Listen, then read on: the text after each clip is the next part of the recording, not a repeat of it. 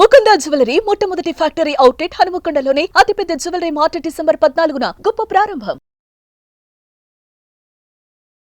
నమస్తే రమగారు. నమస్తే జయ. రమగారు, మనకి మార్గశిర మాసం, ఇందులోనే ధనుర్మాసం కూడా ఉంది. ఈ మాసం యొక్క విశిష్టత? కార్తీకం వెళ్ళంగానే మార్గశిర శుద్ధ పాడ్యమితోటి మార్గశీర్షం మొదలవుతుంది. పురుషోత్తమ మాసంగా చెప్పబడుతుంది ఇది మార్గశిరం. భగవంతుడైన శ్రీకృష్ణుడు భగవద్గీతలో చెప్పాడు, మాసానం మార్గశీర్షోహం అని. నేను మార్గశీర్షాన్ని మాసాలలో అత్యద్భుతమైన మాసం, పురుషోత్తమ మాసం అని చెప్తారు. ఇది పురుషోత్తమ మాసంగా ఎందుకు చెప్పబడింది అని చెప్పుకోవాలి. మొదట దీంట్లో ఈ మొదటి రోజునే పోలిపాడ్యమితో పూజ చేసుకుంటాం మనం. అవును, పోలిపాడ్యం అంటే ఆ రోజున పోలాలు అమావాస్య, మన పోలమ్మ అనే అమ్మాయి స్వర్గారోహణ చెందటం, విష్ణు సాయుధ్యాన్ని పొందిన కథని చెప్తాం. తర్వాత ఒక వారం రోజులు, 6 రోజులు, 10 రోజులు కూడా గడిచాక 15-16 తారీఖుల్లో మనకి ధను సంక్రమణం చెందుతుంది. సాధారణంగా మనకి లెక్కలు, మన నెలలు ఎలా మారుతాయి? చంద్రకళలతోటి నెలలు మారుతాయి మనకి. చాంద్రమానం ప్రకారం సౌరమానం కూడా మనం చేస్తాం ఒకటి, కానీ ఆ సౌరమానం లెక్క ప్రతిరోజు ప్రతి నెల మనకు ఉండదు. చంద్రుడితోటే మన నడక ప్రతి నెల చంద్రుడితోటే మారుతుంది. చంద్రుడు ఏ నక్షత్రంతో కూడి ఉంటాడో ఆ నక్షత్రపు పేరునే ఈ నెలలకి ఇవ్వడం మనకు అలవాటు. చిత్తా నక్షత్రంతో కలిసినప్పుడు చైత్రము, చైత్రం తర్వాత విశాఖ నక్షత్రంతో కలిసినప్పుడు వైశాఖము, జ్యేష్ఠతో కలిసినప్పుడు జ్యేష్ఠ మాసము. ఇట్లా లైన్. ఓకే. ఈ పూర్వాషాఢ, ఉత్తరాషాఢ ఉన్నాయి కదా, పూర్వాషాఢతో కలిసినప్పుడు ఆషాఢ మాసము, తర్వాత శ్రవణంతో కలిసినప్పుడు శ్రావణము. ఇట్లా అయితే ఇలా వెళ్ళినప్పుడు ఈ లెక్కల్లో మనం మాసాలని అనుసరిస్తూ శ్రావణము, భాద్రపదము, ఆశ్వీజ, కార్తీక మాసాలు జరుపుకున్నాం. కార్తీకంలో ఆ విశేషమైన విష్ణు సేవ, శివ కైంకర్యాలు జరుపుకున్నాం. శివ ప్రీత్యర్థమే ఎన్నో దీపాలు పెట్టాం. అవును. ఇక్కడి నుంచి తీవ్రమైన చలి మొదలయ్యే కాలంలోకి వస్తున్నాం మనం. ఇది నా మార్గశిరంతో మొదలవుతుంది. అయితే ఈ మార్గశిరంలో ఒక 15 రోజులు గడిచాక ఇంచుమించు పౌర్ణమికి అటు ఇటుగా సూర్య సంక్రమణం చెందుతాడు. సూర్యుడు ఇప్పుడు చంద్రుడు ఏం చేస్తాడు? ఆయన కళలు పెరిగినప్పుడు తిథులు పెరిగి, కళలు తగ్గినప్పుడు మళ్ళీ తిథులు తగ్గి అదే పేర్లతోటి వస్తాయి. ఎట్లా? పాడ్యమి, విద్యా, తదియా, చవితి, పంచమి, షష్ఠి, సప్తమి, అష్టమి, నవమి, దశమి, ఏకాదశి, ద్వాదశి, త్రయోదశి, చతుర్దశి, పౌర్ణమి. మళ్ళీ అక్కడి నుంచి పాడ్యమి, కృష్ణ పాడ్యమి అనమాట. శుక్లమాస పక్షము, కృష్ణపక్షం. అయితే ఈ నడకలోనే సూర్యచంద్రులు, భూమి ముగ్గురు నడుస్తారు కదా. ఈ నడకలో సూర్యుడి నడక ఇంకొకటి ఉన్నది. సూర్యుడు ఎట్లా నడుస్తాడు? ఈయన చంద్రుడేమో తిథులు మారుతూ ఉంటాడు, ఈయనేమో ఇవి మారుతాడు. మనకి 12 రాసులు, 12 రాసులలోకి ఒక్కొక్క రాశి నుంచి ఒక్కొక్క దాంట్లోకి మారుతూ ఉంటాడు. ఈ సూర్యుడు మారే క్రమాన్ని సంక్రమణం అంటారు. సంక్రాంతి, రవి సంక్రాంతి అని చెప్తారు. ఇది నెల మధ్యలో వస్తుంది. పౌర్ణమికి అటు ఇటుగా డేట్ల ప్రకారం అయితే ఖచ్చితంగా 15-16 తారీఖుల్లో ఉంటుంది. 14, 15, 16 అంతే. ఈ 3 డేట్లలోనే పైకి కిందకి అవుతుంది, కానీ ఇంచుమించుగా 15 తేదీలాగానే మనకు కనిపిస్తుంది. ఈ సంక్రమణం చెందేటప్పుడు కూడా మనకి ఈ సంక్రమణాలను బట్టే మనకి ధాన్యాలు విత్తనాలు పెట్టుకోవటము, ఆకుమడ్లు పేర్చుకోవటము, తర్వాత వాటిని కొట్టటము, ఇవన్నీ కూడా రవి సంక్రాంతులతోటి ఆ నియామకంలో నడుస్తూ ఉంటాయి. ఓకే. ఈ సంక్రమణం, ప్రతి సంక్రమణము చాలా విశేషమైంది. తులా సంక్రమణంలో ఉన్నప్పుడు కార్తీకం నడుస్తుంది, ఇది నడుస్తూ ఉంటుంది. ఇంకో సంక్రమణం కూడా అయ్యాక ఇప్పుడు ధను సంక్రమణం అంటారు దీన్ని. ధనురాశిలోకి మారతాడు సూర్యుడు. దాని తర్వాత ఏమిటి? దాని తర్వాత వచ్చే సంక్రమణము మకర సంక్రమణం. మనం సంక్రాంతి పండగ చేసుకుంటాం. ప్రతి సంక్రాంతి, ప్రతి రవి సంక్రాంతి కూడా పర్వదినమే. ఈ పర్వదినాల్లో ఏం చేస్తారు? అందరూ చెయ్యరు వాటిని, కానీ సంక్రాంతుల్లో పెద్దలకి మనం నీరు వదలటం అనేది, తర్పణాలు విడవటం అనేది ఒక పురాతనమైన పద్ధతి. ఇప్పుడు మనం ఏం చేస్తాము? ఏవో తద్దినాలని వాళ్ళ తిథి వచ్చిన రోజున, తర్వాత ఏమో సంక్రాంతి నాడు పెద్దలకు పెట్టుకుంటామని సంక్రాంతి నాడు పెడతారు, మహాలయ పక్షంలో పెడతారు, మహాలయ అమావాస్యకి తద్దినం పెడతారు, లేదా తర్పణాలు విడుస్తారు, ఇంతే చేస్తారు.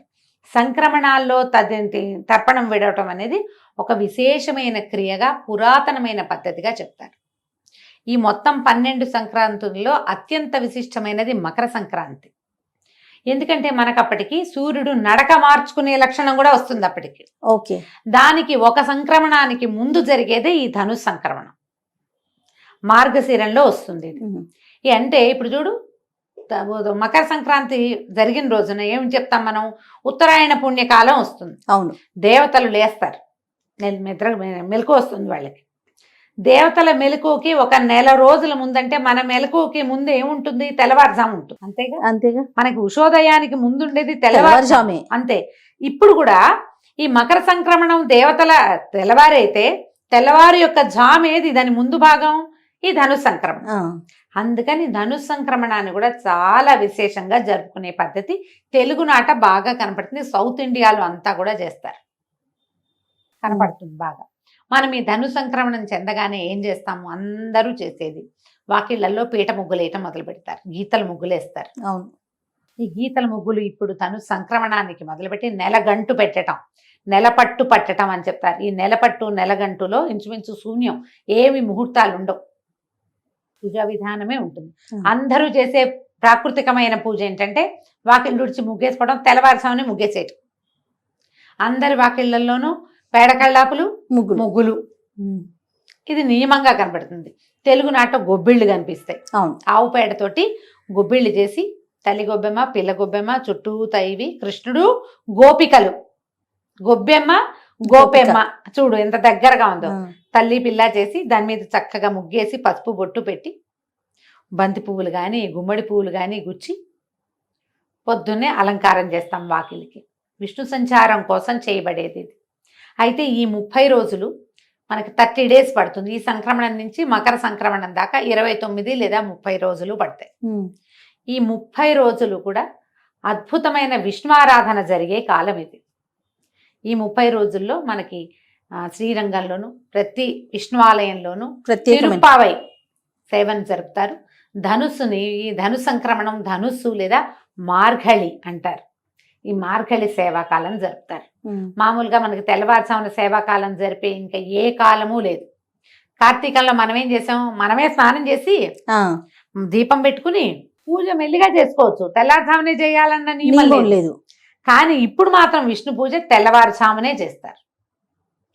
ఈ విష్ణు చిత్తుల యొక్క కుమార్తె అయిన గోదాదేవి పాడిన 30 పాసురాలని రోజుకొక పాసురాన్ని పాడుతూ రంగనాథ స్వామికి మేల్కొల్పులు చెప్తూ, విష్ణుమూర్తికి మేల్కొల్పులు చెప్తూ ఆయన్ని లేవదీసి సకలోపచారాలు చేసి పూజిస్తారు.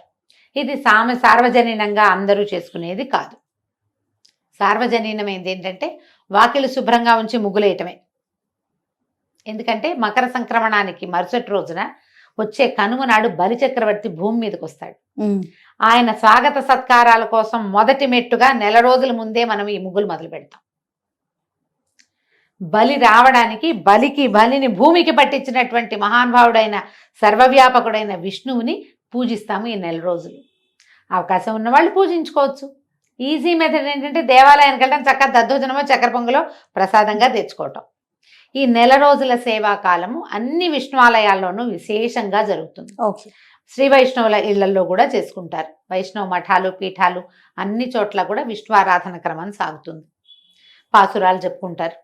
ఈ గోదాదేవి కథ విశేషంగా మనం వింటాం. ఈ నెల రోజుల్లో తిరుమలలో కూడా స్వామివారికి సుప్రభాత సేవలో సుప్రభాతం బదులు తిరుప్పావైనే వినిపిస్తారు. తిరుప్పావైతోటే స్వామిని నిద్రలేపుతారు. అది విశేషంగా కనపడుతుంది. మనం ఇవన్నీ ఏం చేయలేం.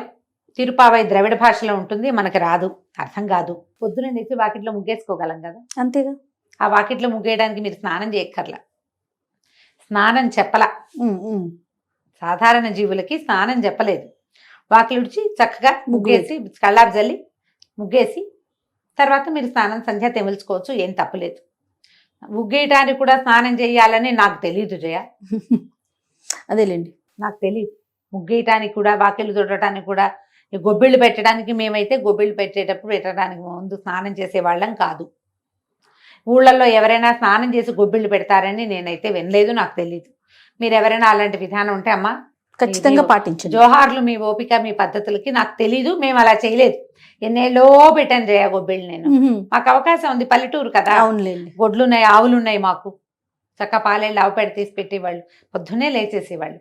ఎందుకు ఈ కాలం ఇంత ప్రత్యేకం అంటే ఇవి మనకైతే పంటల కాలం.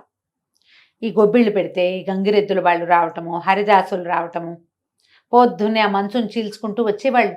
విపరీతమైన పొగ మంచు తెల్లవారు డిసెంబర్ అనేసరికల్లా ఇంకేముంది, పొగ మంచే కదా. అవును. ఆ మంచులో ఆ చల్లదనానికి ఈ పని చేయటం మంచిది ఆరోగ్యానికి. బహుశా ఉమ్. స్త్రీ ఆరోగ్యానికి మంచిదని ఇవి పెట్టారేమో అనుకుంటా నేనైతే. దాన ప్రక్రియ విశేషంగా చేస్తారు. ఈ ఒడ్లు బియ్యము ఇల్లు చేరుతాయి.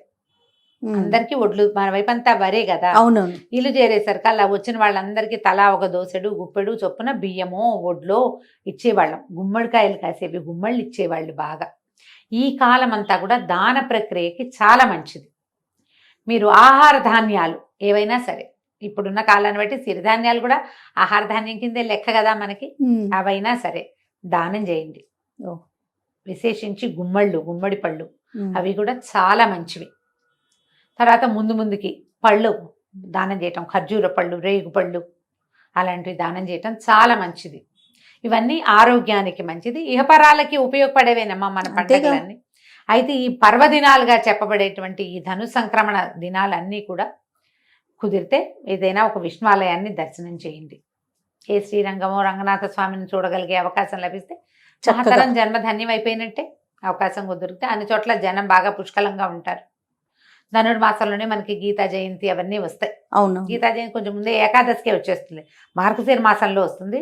అయితే ఇప్పుడు ధను సంక్రమణ మనకి మార్గశిరంలో వస్తుంది. మార్గశిరంలో ఇంకా విశేషంగా చేయవలసినవి ఏంటంటే ఈ పాడ్యం చేసాం, పోలి పాడ్యమి, సుబ్బారాయ షష్ఠి ఒకటి చేసుకుంటాం. అవును. ఎవరైతే నాగుల చవితి నాడు పాలు పోయలేదో వాళ్ళు వాళ్ళు సుబ్బారాయ షష్ఠికి పాలు పోసుకోవచ్చు. సంతానం లేని వాళ్ళు, సంతాన కోసం ప్రయత్నం చేస్తున్న వాళ్ళు కూడా ఈ సుబ్బరాయ షష్ఠి నాడు సుబ్రహ్మణ్యుడిని తలుచుకుని షష్ఠి పూజా విధానాన్ని ఏదైనా మొదలు పెట్టుకోవచ్చు. షష్ఠి నాడు ఎక్కడైనా మల్లి దేవసేన సమేత సుబ్రహ్మణ్యేశ్వర స్వామి ఉంటే వారిని దర్శనం చేసుకోండి. ఉమ్. సుబ్రహ్మణ్య అష్టకం చదువుకోండి. సుబ్రహ్మణ్య భుజంగ ప్రయాతం అని ఒక స్తోత్రం దొరుకుతుంది, అలాంటివి ఏమైనా చేసుకోవచ్చు. ఓకే. షష్ఠి తర్వాత ఇంకా ముందుకెళ్తే గీతా జయంతి వస్తుంది, ఉమ్. తర్వాత ధనుర్మాసం వస్తుంది. ఇలా మనం మార్గశిర మాసాన్ని ముందుకు తీసుకెళ్తాము. మీ అవకాశాన్ని బట్టి ఎంత చేయగలిగితే అంత చేసుకోవటమే. తప్పకుండా రమ్మగారు. నమస్తే. నమస్తే జయ.